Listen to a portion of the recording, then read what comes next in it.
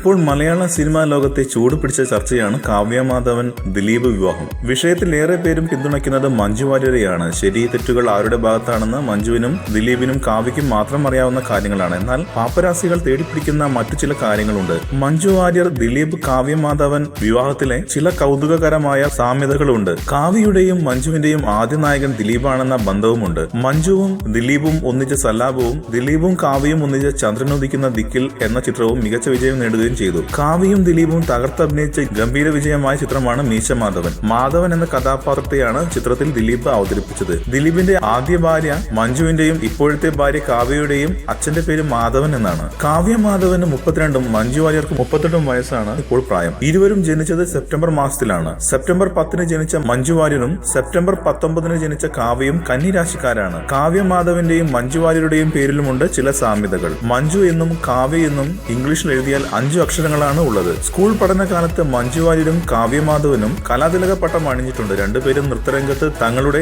കഴിവ് തെളിയിച്ചവരാണ്. വളരെ രഹസ്യമായിട്ടായിരുന്നു മഞ്ജുവിന്റെയും ദിലീപിന്റെയും വിവാഹം. അടുത്ത സുഹൃത്തുക്കൾ മാത്രമാണ് വിവാഹത്തിന് സാക്ഷിയായത്. ദിലീപ് കാവ്യ വിവാഹത്തിലും ഒരു സ്വകാര്യത ഉണ്ടായിരുന്നു. വിവാഹ ദിവസമാണ് പുറം ലോകം വിവരം അറിഞ്ഞത്.